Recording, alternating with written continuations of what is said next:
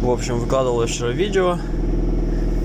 У меня теперь загорелся чек. И после непонятно чего просто ехал, чуть пошел на разгон. И вот начался вот такой вот звук.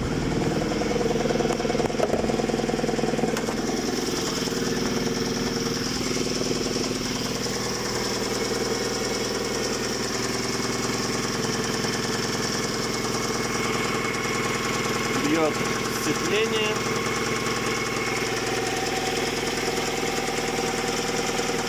На самом двигателе вибрации особо никаких нет. Работает ровно. Бьет сцепление.